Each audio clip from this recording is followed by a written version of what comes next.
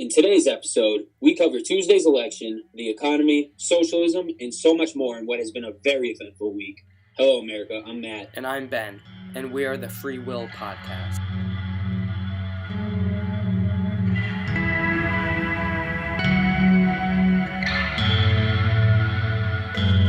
All right, welcome in, everybody. This is the Free Will Podcast, and this is a pretty big day, Ben. Our first episode. Yeah, I'm excited. Yeah, man. All right. So we have a lot to cover, so let's get right into it. All right. Let's address Tuesday, the election. All right. So I have a couple stats here that I want to read. All right. So Tuesday, the Republicans should have ended up with a 54-seat majority in the Senate, but apparently there's a situation unfolding right now in Florida and Arizona. I've heard about it. The votes are being recounted. So 99.73% of the votes have been counted in Arizona, and they have apparently reversed the call for Republican McSally as Democrats Kirsten Sinema now leads 49.08% to 48.6%. So before we move on to the other states, let's talk about this. Because in my opinion, I thought this was definitely an election that we definitely should have had. I felt like it's been a seat that's been Republican for a really long time. And I feel like McSally wasn't too crazily conservative for anybody in Arizona really want to go left. So I'm kind of confused on why, number one, it's so close. And I'm kind of confused with why there's such an issue with recounts. Because apparently there's been millions of votes that haven't even been counted yet. Yeah, it is definitely a suspicious thing that's going on. And yeah, I don't know. As far as millions of votes being recounted, there's got to be something going on. Because that is just not something that happens. And it looks like the Democrats they're almost completely in favor with this as far as them getting the votes. And as we know, the dead vote Democrat, and so do illegal aliens, and that's not just a stereotype. This is something that we know happens. And as far as this election being something that we should have won, we just have to remember that usually, for the most part in American history, the midterms, with what we have in office, the parties usually switch in the Congress. And I think that as far as our House, yeah, we lost that. I mean, there's not much we can do about it. We can just hope that the Democrats are willing to participate in discussions and solutions with some of the issues. But it already seems like that's not going to be the case. I mean, the first things it looks like they're bringing up is talking of tax returns from Trump, and talking about the Russian hoax. I mean, the Russian hoax that about the meddling and how they are the ones that made Trump win, which we know this is not true. I mean, there's absolutely no evidence supporting this.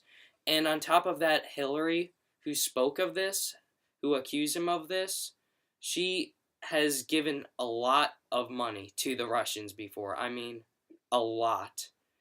I do agree with that. I mean, and they use Donald Trump as a businessman doing business like building hotels in Russia and stuff. But I think that's just kind of a reach if we're being completely honest. So so that's the situation in Arizona. Now I want to move over to one that's actually, in my opinion, much more important, and that's Florida. The Senate race is between Rick Scott and Bill Nelson, and that one was also called Tuesday night. Now that is also being reversed because he only leads Bill Nelson 50.09% to 49.91%, and that's a big deal because I believe it's only about 99.81% of the votes have been counted. So there's a lot of votes that have to be recounted there. But I also said today that I noticed a situation. I don't know if I talked to you about it earlier or not, but Marco Rubio tweeted out about it that in Palmer County they're having some sort of issue with. Apparently, there's a accusation coming up now that the people who are counting the ballots are writing in for damaged ballots. So ballots that were damaged during the voting process, they're taking those out and replacing them with ballots. And in order for you to actually do that legally, you need to have like a supervisor on scene. I don't know who exactly, but I know that's a fact. And apparently they didn't. So this could be calls for a total revote. Yeah, that's insane. I mean, when you start meddling with these votes by labeling something as damaged and then rewriting them, that is something that I think is very dangerous especially considering what has been going on as far as all of these scandals that have been happening, all of these accusations that have been happening. I mean, there's accusations now pretty much every day, and this has been going on Trump since Trump has taken office and before. And I think that if you're going to just take away some of these votes that someone else is labeling as to quote damaged, there's some real concern going on over there. I totally agree. Yeah. So that's the situation going on with the elections right now. And as Ben, you already covered, the House of Representatives was much less dramatic as we easily lost the House. I think it's the last number I saw was the Democrats gained 34 seats. They have a 225 to 197 majority right now. And I actually want to move on to a topic that we want to talk about. And it's one of the congresswomen who just got elected. And that's Alexandria Ocasio Cortez. And as most people know, she's a self-proclaimed socialist, and for some reason, this is being widely accepted and praised. I want to quote an article by CNN titled, quote, Democratic socialist Alexandria Ocasio-Cortez just ousted a powerful 10-term congressman in New York. And this article basically goes on stating the general consensus on the left that this shift to socialism in certain areas is a good thing because, as you know, she won 78% of the vote. So they go on to praise her for things like championing to abolish ICE and protesting. And they can be found praising this in the article by saying, quote, she has also spent time at the front lines of the pitched battle over U.S. border policy under Trump administration. Last weekend, just days before the primary, Ocasio-Cortez left New York to join protests at an ICE detention center in Texas. And in my opinion, this is extremely dangerous rhetoric by CNN because they're talking about this, her going on the front lines like it's some kind of war or some kind of battle that they have to fight. Like, I think that is an example, a perfect example of why politics are becoming so volatile because we're starting to use this violent rhetoric. Yeah, I agree with that completely. I mean, when you have someone who's demanding revolt and who she's not accomplished much in the grand scheme of things. I mean, it's not like she's ran a highly successful business. It's not like she's been in Congress before. Yeah, she bust tables about 12 months ago. So yeah, I mean, what does she really have to know about all of this? I mean, when you're talking, what? Go ahead. When you're talking about ICE and abolishing this, I mean, what is the goal for this, you might ask? I mean, really, the bottom line is they don't care about illegal immigrants. They don't care about the caravan. All they want is they want the people when they cross, they want them to vote blue. And that is totally agree. I mean, when you look at the Democratic Party, as much as they hate to admit, is the party of the KKK. It is the party of slavery. It is the party of anti-Semites, and that has been their past. And as much as they say they want to rewrite that, and that Abraham Lincoln was actually a Democrat by today's standards, he wasn't. He just wasn't. That's insanity. I mean, and when you're talking about socialism, when you're talking about something that we have going on in Venezuela, where there is no food available, when the government controls everything, a miserable place. We've had countless countries in the past, and some in the present, that have socialism. And it has never worked out great. They've never been self-sufficient. They've never been as advanced as a capitalist country. And when you look at the countries that the Dems love to point out, like you look at the Nordic countries, the only reason they are remotely successful is because of the money that the U.S. gives them. If we didn't pay for their defense and we didn't help them financially, they would have gone under just like the countless other socialist countries in America's future. Very well put, Ben. And yeah, you bring up a good point there, starting to talk about her socialistic views, because that's what I want to talk about a little bit, is some of her socialistic policies, because she's brought up multiple times statements such as she wants free college for millennials, she wants all these tax raises, and she wants all these social programs to be put in. Yet she hasn't ever in one interview provided a way in which she's going to pay for this, which is what the issue is with socialism at the end of the day, is that it's this great idea of how everybody's just going to share their money and everything's going to be all sunshine and lollipops. But at the end of the day, on a wide scale like this, and I think a reason that you also did bring up that the Nordic countries are so successful also in socialism is because they are much smaller countries. And I think when you the larger of a landmass that you have, the harder it gets to succeed in something like socialism. And let's be real, they are only looking for the short-term results because every socialistic and communistic country starts out as a paradise. I mean, Venezuela was beautiful a decade ago when it started under its socialistic rule, and now look at it now, they have no food. They're starving, and the rich people are leaving because they can't take the high taxes. And that's going to be the exact same thing that happens to America. We start implementing seriously socialistic views, like seriously. Yeah, I mean, there's things we have. Oh, go ahead. Yeah, our rich will leave the country, and we've already seen that during the Barack Obama era. And when Trump came in, look what happened. We got in some of those bigger manufacturing companies back to the U.S. that have long been importing materials and products. Like, that is a big boom in business, and that is a huge benefit of this country, is that you can practice your own business. You can do what you want. You can pursue anything you want with the free market. But if you implement socialism, you're not going to be able to just choose what you want. You're not going to be able to support yourself with it. And I'll tell you, she does have a way for paying for all this, and that is called your tax, your income. All of that stuff will be gone. I mean, when you look at free college, a free public college, you're going to have to pay exponentially higher taxes just for that, just so that you can have people going into what they call free, which nothing is ever free. At the end of the day, nothing is free. Someone somewhere is paying for it, and you're going to wind up paying for that. Everyone will. You're totally right. And I mean, yeah. And that is why they come down to saying that socialism is nice, because instead of there being rich people and poor people suffering, everybody suffers equally. Everyone but the people in office, of course. Agreed.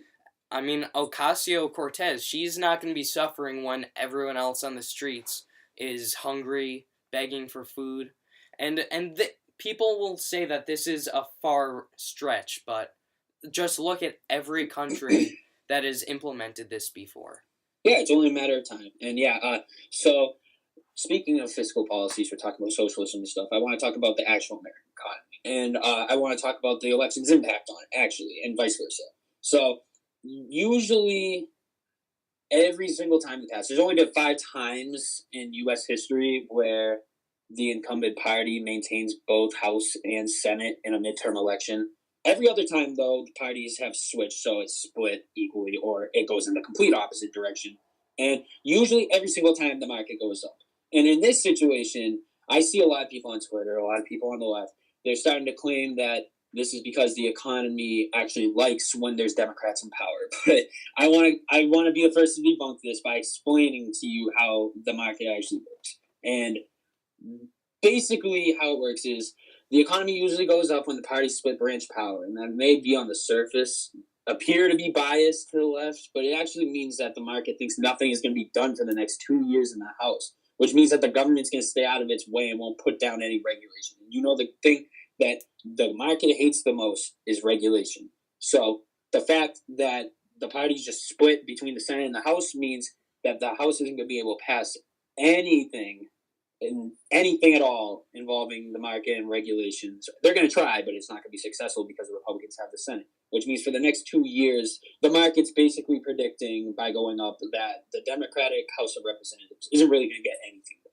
Yeah, and when you look at them, when you look at what the Democrats have won, they've won not much at all in comparison to a lot of the other years of our country's history.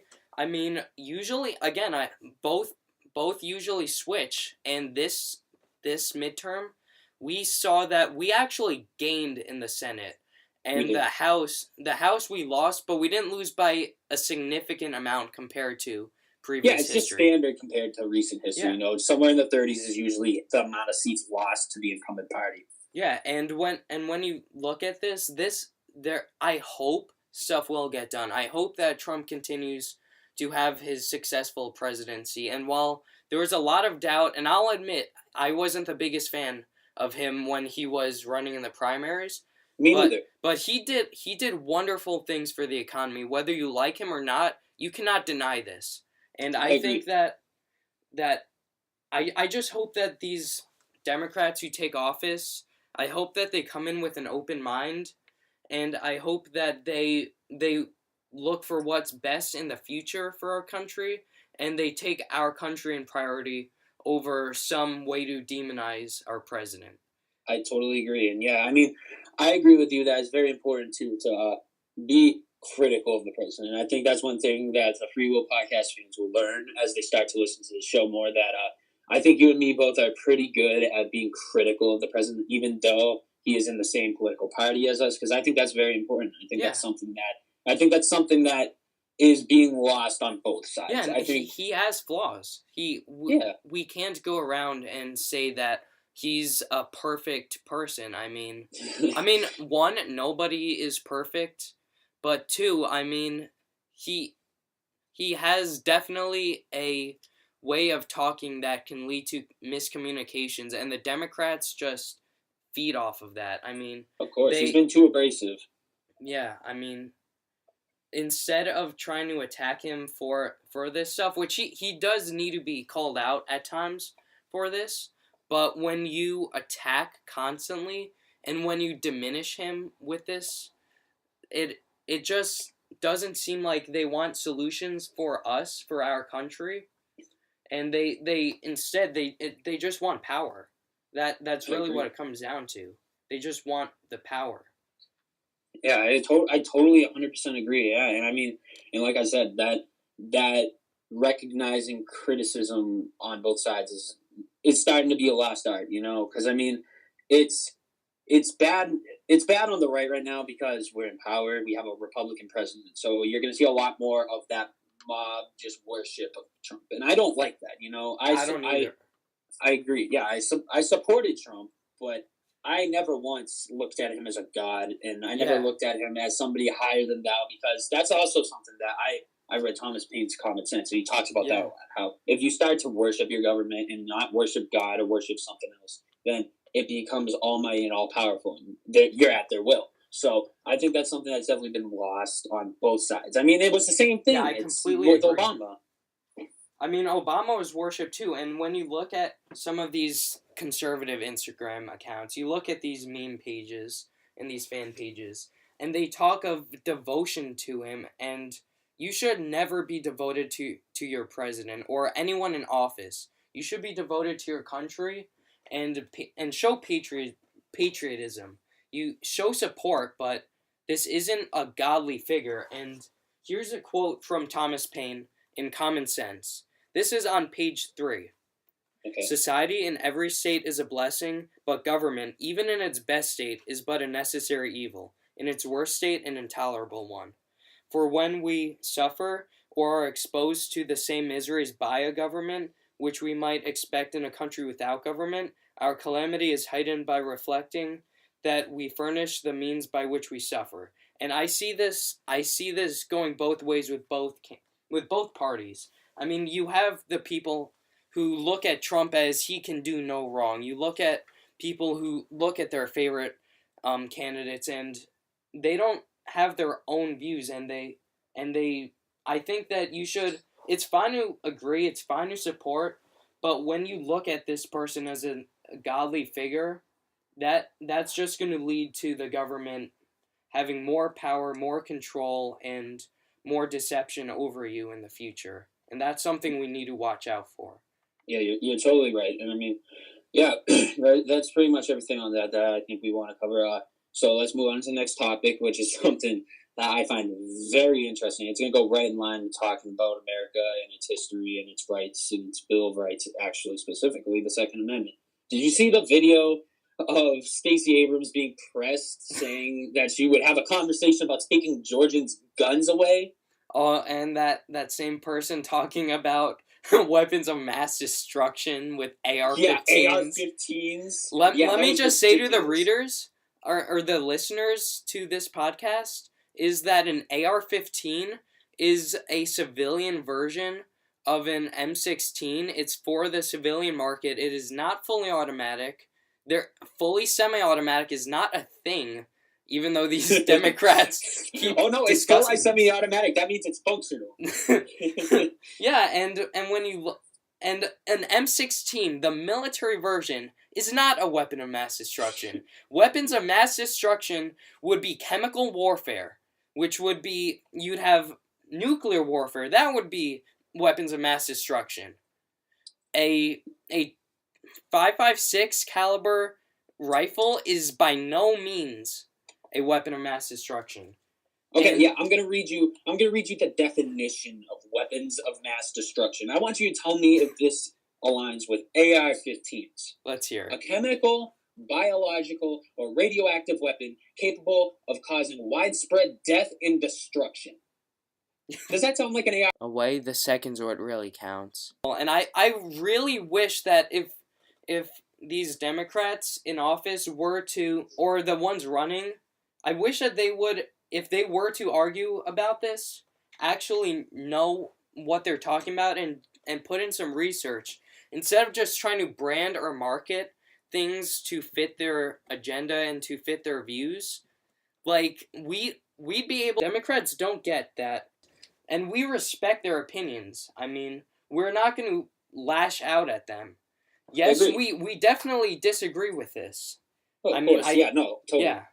And I think that if they were to present a more sophisticated and more intelligent way of expressing their concerns, then maybe they could come up with a solution better. And I think that when you look at something like an AR-15, this is a home defense rifle.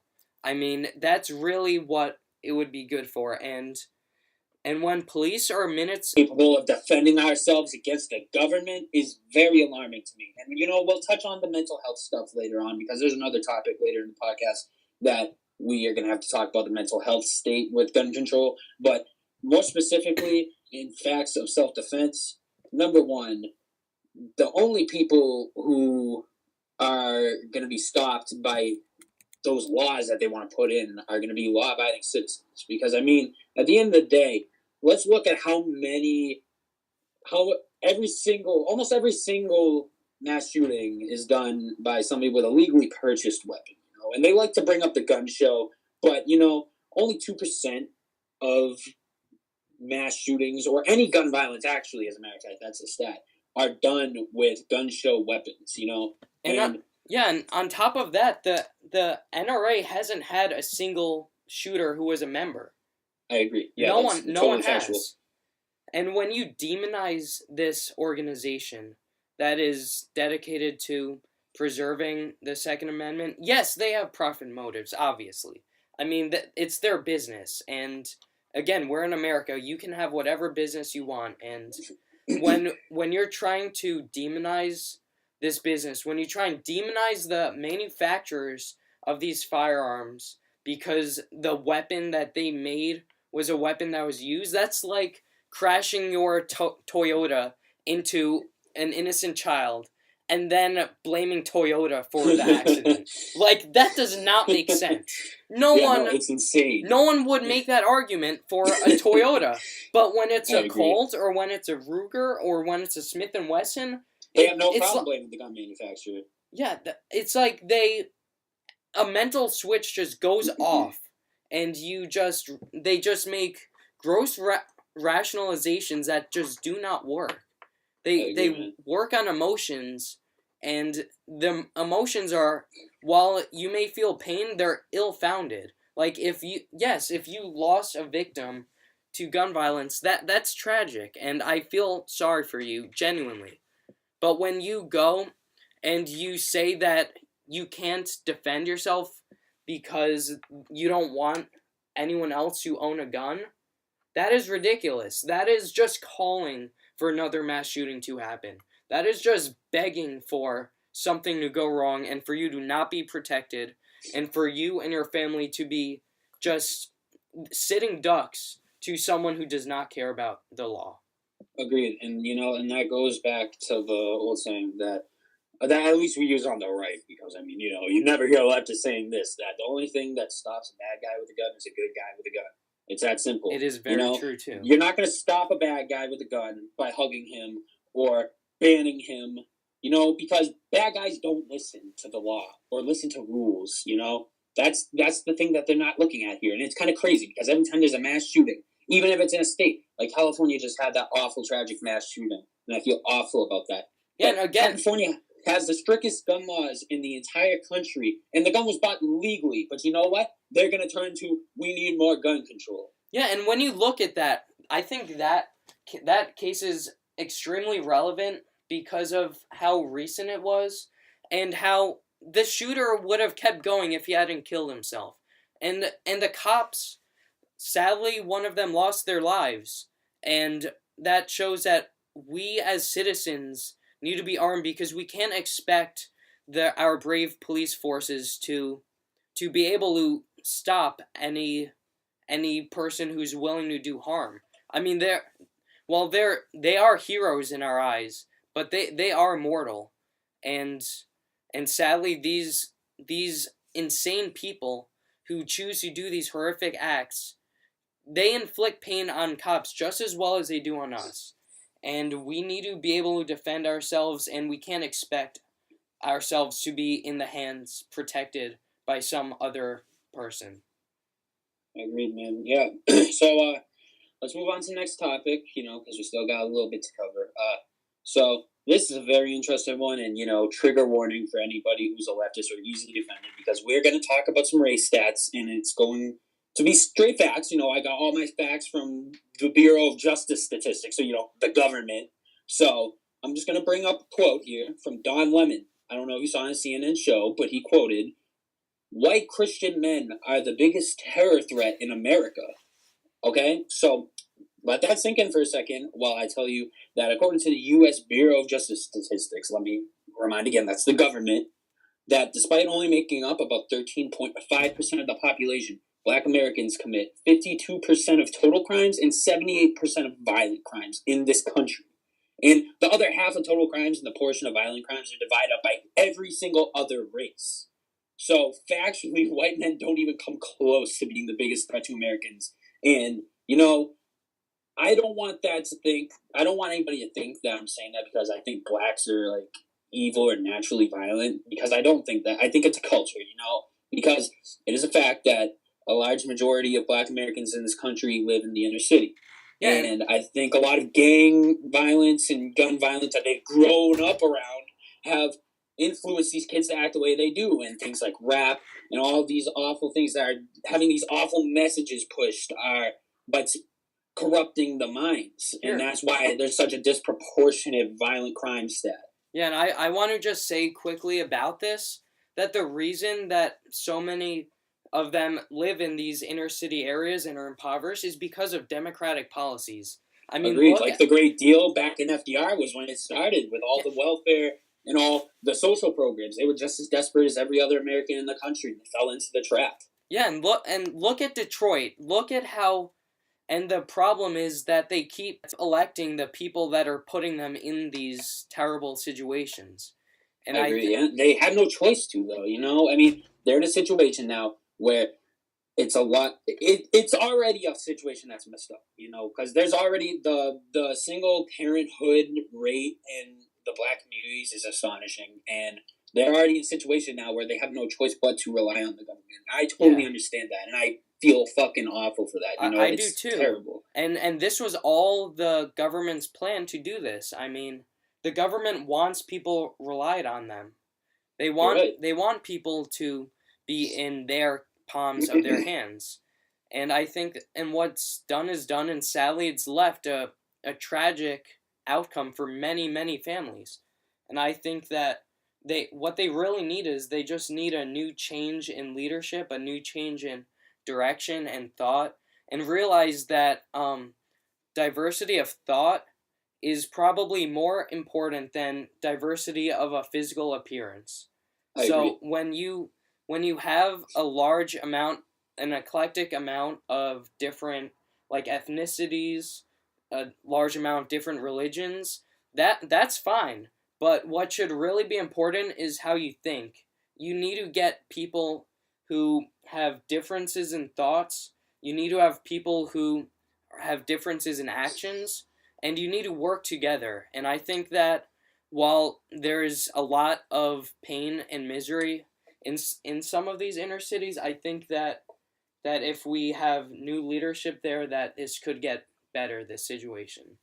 I do agree. Yeah. And speaking of racial diversity and ethnicity, that's the perfect time to segue into our next topic, which is potential 2020 presidential candidates, leaded at the forefront for Democrats by Pocahontas herself, Elizabeth Warren, and Cory Booker, and other big name Democrats. I also heard Nancy Pelosi possibly. So I don't know. Let's talk about this a little bit. I don't know your opinions on it. I know my opinions, but I want to hear what you think about some of these candidates. Well, I think that while like people want Sanders to run, I think that he's not going to. I think he's too old. Frankly, I think that he's. I mean, he might. I think that Hillary Clinton, her ego is going to make her run again, but I don't think that she's going to have the same backing she did before. Absolutely not. Yeah, she's already lost a lot of credibility in the Democratic Party. Yeah, and when you look at what she says, I mean, again, the Democrats are the party of racism, and when you hear her saying a joke like all of them look the same in regards to blacks, and there's no outrage from that. I mean, there's nothing. Yet That's if terrible. Trump would have said that, or any conservative, there would be so much hell going on. I mean, there would be outrage for months and months. But anyways, going back to the candidates, I think Elizabeth Warren is probably going to be a contestant. I think that she just has so much presence in that party, and she's highly progressive, obviously. She's also a veteran, she's been in politics for a long, long time. Yeah. Our whole lives. So I think that she's definitely going to give it a shot, and yeah, what do you think about Cory Booker? Because me personally, I think Cory Booker has a lot better of a chance of being the Democratic candidate than a lot of other people are giving him credit. I think so, but I think that it's going to be Warren, because Warren, this party has very little moderation anymore. Like, this is the same party, but it's drastically changed since JFK.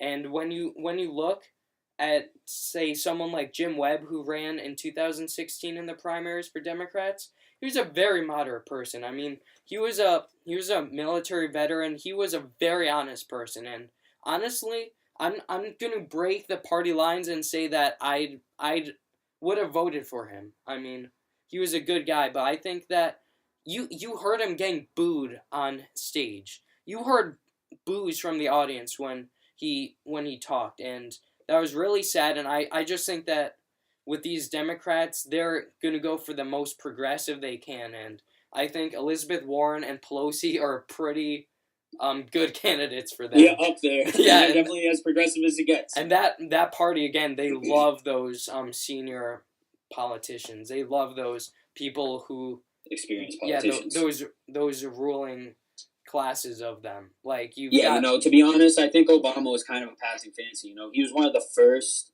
not super experienced politicians to actually be elected in the Democratic Party. He was still a politician, though. He was, but he wasn't very experienced. He had only served a term, a sort of in Congress. What they liked about him was he was young, he was fresh, he was charismatic. Yeah, he was charismatic as hell, and he is a very well-spoken, educated man. He made history by being the first black president to ever be elected, And I think that was very important too, because me personally I wasn't a fan of Obama's presidency, I wasn't either. But I think it was super important that a black man got elected to office, because it showed that there is no racial barriers in any sort of occupation in this country, that a black man can get elected as president, and that a black man can do whatever he pleases just like every single other American in this country. I think that was a very inspirational lesson that was taught by Obama's election. Unfortunately, though, when you look at him and his policies, they were just awful for this country. Like, our economy was not strong during his presidency. Our GDP was very low. Yeah, I And think what was it? I think it was about 1.6 according to yeah, actually, it was just or low. the World Bank. I apologize for the misrepresentation of where that was from. It Yeah, was the World Bank archives showed that in 2016, right before he left office, the country's GDP was at 1.6%. Right now, I believe it's at 4.8 or something along yeah. those lines, maybe I higher. mean, Trump did wonders for this economy. And when you look at Obama, really, there's still racism in that party. And I'm not saying that there's no racist folk in the Republican Party either, but that party, the reason that I think he was put in there, why he ran, is because he's just so appealing to the younger generation, to the social justice warriors, and they don't care that his policies are devastating. I mean, Obamacare, that was a failure. That was So a many flop. That people was one of the lost worst their flops in American history. so many people lost their coverage. They lost their health care with that disaster. And when you look at what's happened during his presidency, nothing happened. I mean, nothing positive for this country. I mean, Yeah. yes, we got Osama bin Laden. I mean, that was a good thing that we. That was special. Yeah. Yeah, that was really special. But again, I think that would have happened regardless of who we had in office. And I personally give more respect for the Navy SEALs who went out to get him than for the president who just said go get him. I agree. like really, he wasn't the one who went down. We have some amazing and very brave military members in our country, and they need to get more respect, and they deserve more from their accomplishments with our country and what's happened. I totally agree, and I mean that's pretty much all there is to say about that, and so I want to move on to another topic that's actually more on a smaller scale, but still very meaningful in our lives. That you're going to notice as soon as I bring it up is the newspaper situation at Longmeadow High School Yep. in Massachusetts. So I don't want to call out any names by the author out of respect because we don't want to put anybody on blast here, but there was some very, let's say, left-leaning articles that were being written in that paper, and I don't. You can talk about it because I'm not there, so this is your vote. Yeah. So what happened was in our high school newspaper, in the opinion section, we had an article about why we should boycott capitalism, and this is unfortunately not a joke. This article actually came out. It is not a parody. I mean, this is just ridiculous. It was written by a sophomore who's not old enough to get a job. I mean, he can't just walk in to a store and get an application. He can't get hired. He's too young. And he's calling capitalism the demon that it just is not. I mean, when you look at this, he's inexperienced, and we have capitalism, which has made us progress so much as a civilization. I mean, when you look at it, the competition is what drove all of our innovations. When you look at the Soviet Union, they were so far behind on us with everything except for nuclear weapons, because that's what they pooled everything to. But you had no food. You had no food in these socialist countries. And again, bring up Venezuela. Do they have food? No.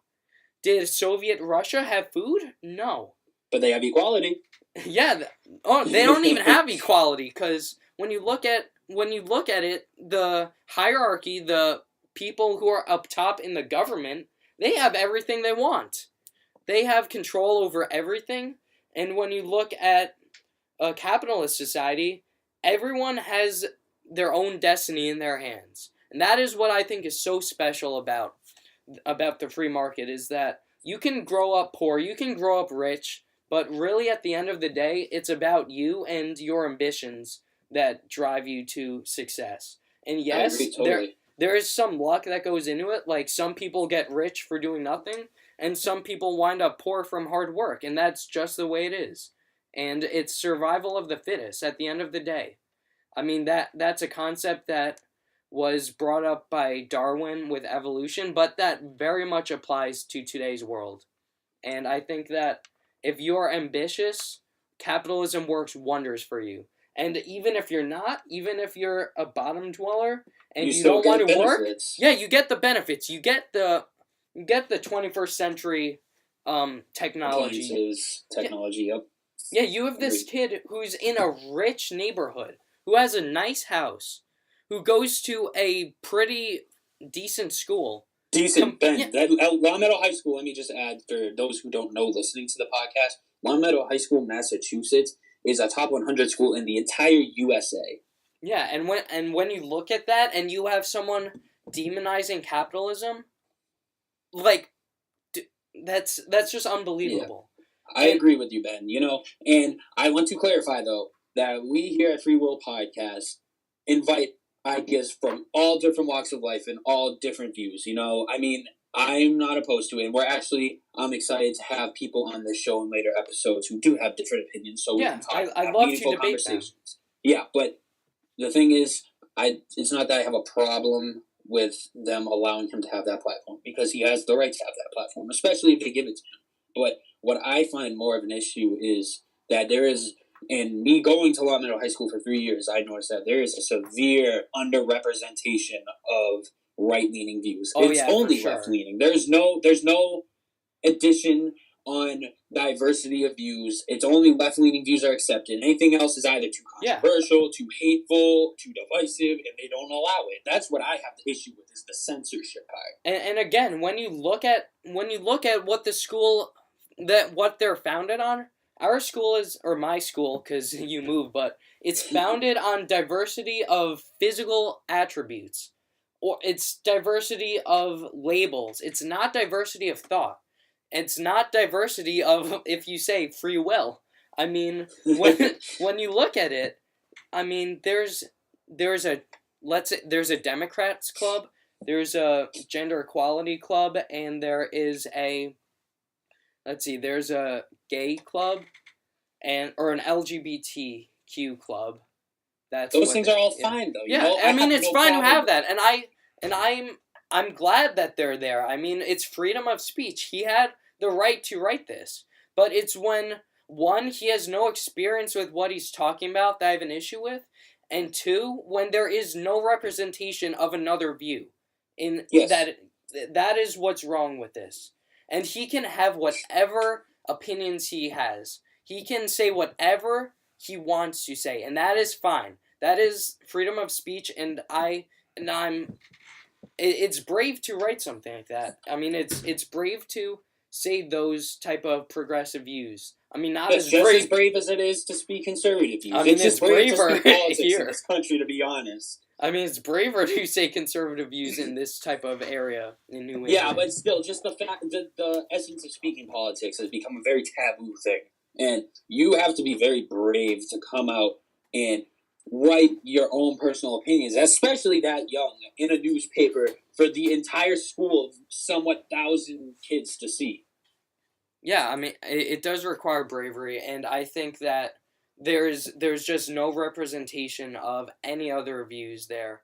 That's the issue, when you don't have diversity of thought, that's when a mob mentality is created, and that's where a misrepresentation of life itself. And I know it sounds like I'm exaggerating. This is a high school newspaper, but these are things that, yes, it may be happening on a small scale in a school that we know, but it happens in schools all over the country, and that's why I also want to bring up that in the next few weeks, the Free Will Podcast, in our Instagram, we are going to be creating a DM section where if you, a listener, has any personal experiences or anything that you might want to come on and talk about, or just have us talk about and give our personal opinions on it, we'll gladly invite them.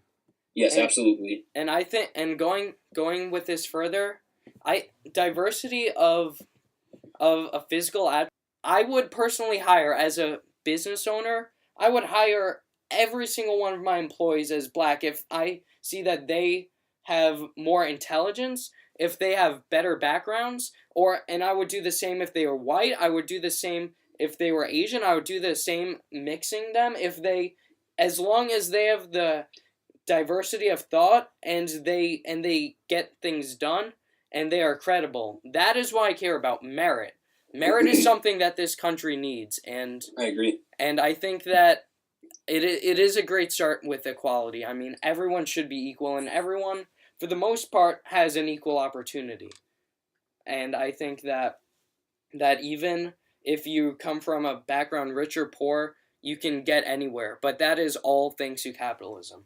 If you're in a Agreed. communist society, you are doing what the government says you're doing, and Agreed. you're not getting rewarded for it at Yeah, all. perfectly put then. Yeah. So yeah, we're almost there, home stretch. We got two more topics that I think are very important to cover. One of Let's them hear. we're gonna be covering first. This is kind of leaning back to the election. I want to talk about some specific situations. I think one in Ohio that talks about maybe possible outcomes in 2020 and our opinions on it. So uh, this is the fact that almost every single suburban purple seat that in the House that was GOP held went Democrat in Ohio.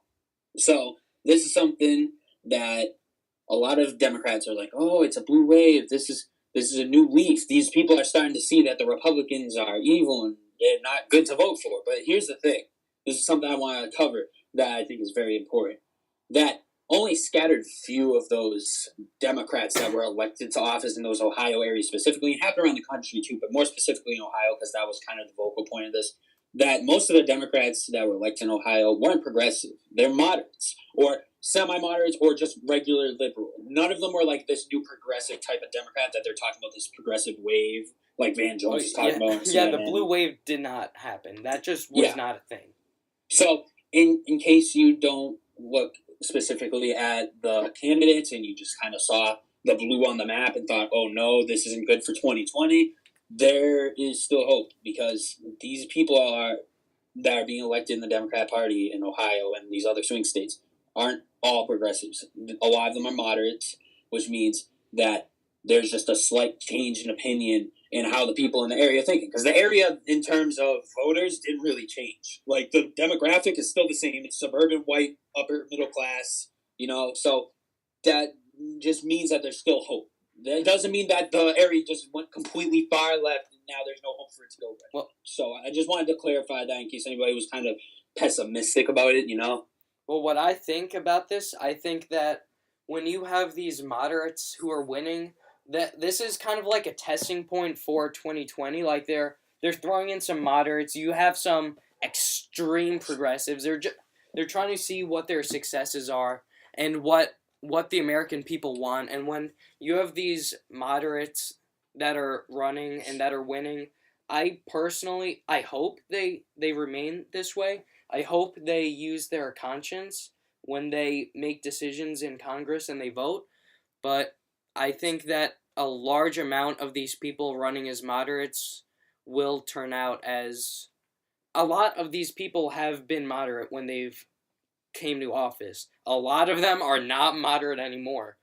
And when you have these waves of attacks in office in Congress against the Trump administration, and again, you have them trying to go based on attacks from Trump personally, and you don't have much discussion on that party as to actual issues and addressing actual concerns as far as us as a nation. I mean, we are not the nation of Trump. We are the nation of the United States of America, and they need to remember that, and they need to they need to work for solutions, and we'd be gladly willing to listen to solutions. We Agreed. may not agree, and we may not necessarily do all of the things they say, but we are more than willing to listen to them and to politely take in their information. And Yeah, it's again, important to have diversity those of thought. conversations. Yeah, Yeah. those conversations are very important. And yeah, so that's pretty well put, Ben. So I want to move on to our final topic of the night. We got governorship and its impact, and I know this is something we had a really good conversation about the other day when we were talking about it, because a lot of people look at that election, and I believe it was 26 governorships up for grabs out of the 50 states, and I think that people kind of just look at it and kind of shrug it off. It's not really important. It doesn't really involve us if we're not in that state. But there's a deeper meaning to it. Number one, there's a lot of things that are to be said about the governorships, and I think the most important thing is it shows the actual how the swing states want to be ruled and which party leaning ship. So I want to use Florida as an example. like we said earlier, DeSantis and Gillum hasn't been called yet, but depending on which way they go, could be a major pointer to how Florida leans in 2020 for the election. Florida's always been a swing state, but there's other ones. And then there's actually some surprising ones that we also covered a little bit in this episode about Stacey Abrams and Brian Kemp in Georgia. There's a lot of important elections going on at governorship level, because at the end of the day, a governor is basically like the president. It just has less power. It's a state's president, basically. It's the executive of the state, and they have a lot of the same jobs. And at the end of the day, if they're electing a Republican or a Democrat, that's kind of how they want to be ruled on a countrywide level. So if a state goes Democrat, they want a Democratic president, most likely.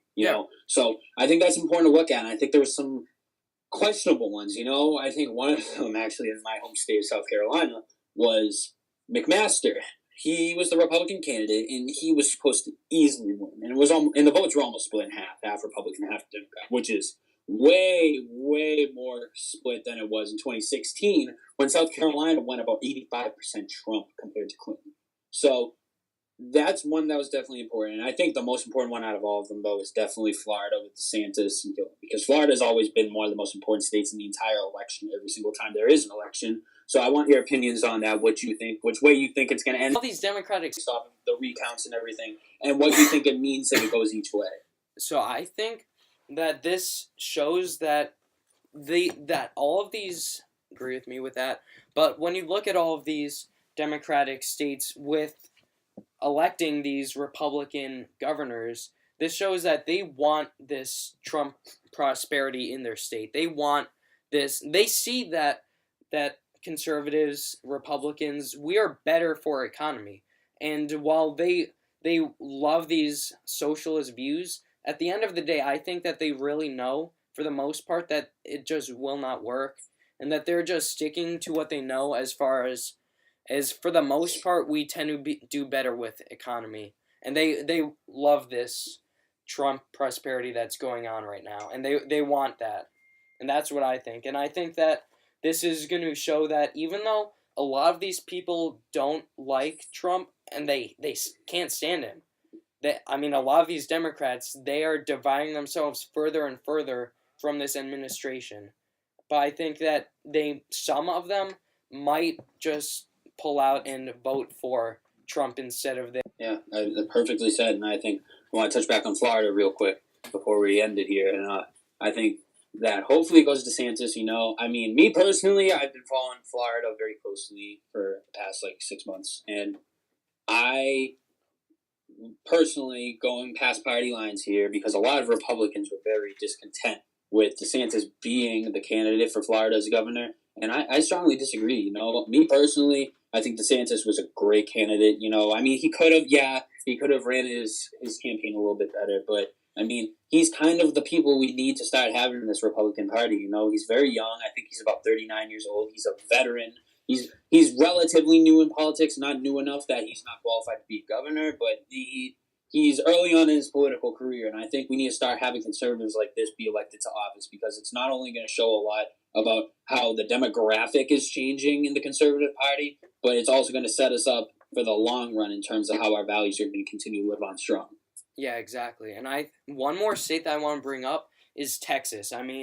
When you look, so Ted Cruz, he won for Senate in Texas, yep. And not by as much as I'd want. He did win, but it wasn't by very much. But with Texas, you have a huge influx of these Californians who are moving because their state is messed up. They see this, and they don't want to be in that state. But they move to Texas. They populate Texas because of how great that state is as far as business goes. It is much better than California. And they move there, and then they vote for the same candidates that brought California to its knees. I agree. They elect the same people that they literally ran away from in Texas, right. And that is why that is why you see this candidate this Democratic candidate who spent more money on his advertising than really any other, who had Obama endorsing him, and they Beyonce endorsed him about 6 hours before the election. Yeah, and he lost, thankfully, but but it was close. It was too close. I got it right here. Texas, the U.S. Senate results were 50.93% for Ted Cruz and 48.29% for Robert Francis O'Rourke. So it was pretty tightly contested for Texas. And I think that with this huge blue state voters who are going to live in this red state to populate it with blue legislature, I think that Texas is definitely not as red as it was in the past, and how it stereotypically is. And we always knew that you have those big cities like Austin and Dallas that are blue leaning, but you have a vast amount of space there that is conservative, and this is really a shift right now. And also when you're Texas, you have a border with with Mexico. You have a border that is often crossed with illegal immigrants, and again, they tend to vote blue, and there's a reason for that, and that's because the left they're demonizing. Handing out free money. They're handing out free money. They're handing out free money. The Dems have bigger than demonizing. It is almost it's rewarding them, basically. Yes, it's giving them incentive to cross the border, because if they cross the border and vote Democrat, they get driver's licenses even though they don't know how to drive, and they wind up killing people repeatedly, and they are still coming in, and they always vote blue because Democrats, again, they want to abolish ICE, as Ocasio-Cortez does. I know that some Democrats disagree with that. And rightfully so. Yeah, but unfortunately, Ben, they're few and far alike. It's because, like you said, and like we keep touching on, the Democratic Party has gone so far left that they don't even know who they are anymore. They don't have any self-identity. All they're running on, and all they did run on this midterm election, is hatred. Trump bad, Orange Man bad. That's what their message was, and that's what their message was in 2016. And they don't seem to have changed it up. And I think it's causing a further and further spiral out of control by allowing them to keep getting results from doing that. Because now in 2020, they're going to be like, oh, we won the House, so we're going to continue Orange Man bad as our fucking message. And it's very, very dangerous. Yeah, they aren't. This is a party that is not running based on... They're not running based on solutions. They're running based on hatred. And this is something that the media is really pushing, and it's definitely having an impact with a lot of these voters as far as portraying him as an evil person. They never highlight any of his successes. And as we've said many times, it is important to be critical. I mean, he's not a god. And when you have people who worship him, that's bad. But when you have people who can't go about saying that he's done anything right and that he's just a racist, that he's just terrible for this country, that he's going to start wars, that is not right either. I mean, it just isn't. Yeah, I agree 100%. Yeah, I mean, it's pretty insightful look at it, Ben. Man, we've covered a lot in this episode.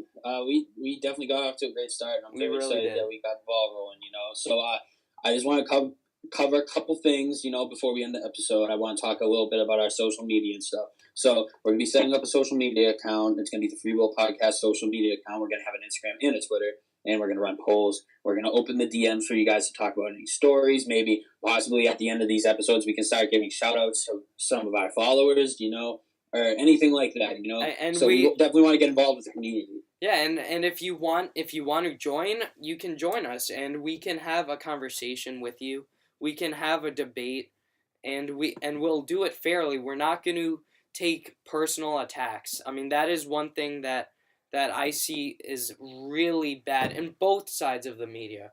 I mean, conservatives and liberals alike, is they take personal jabs, and I think that we should be merit-based. We should have discussions that are merit-based, and we should have reasoning, and I think that that is something that is truly special with the First Amendment. And so if you have something you want to say, feel free to come to us, and we'll be accommodating. Yep. So, I mean, it's been a crazy week, Ben, but It really has. I've been happy to cover it with you. So, yeah, that's been all for us, guys. This is thank the you for tuning first in. one. This is the first one, and we look forward to having more. Again, Yes, we're the very, Free Will. very much looking forward to it. So, yeah, thank you for tuning in. This has been the Free Will Podcast, and we'll see you all next week. America.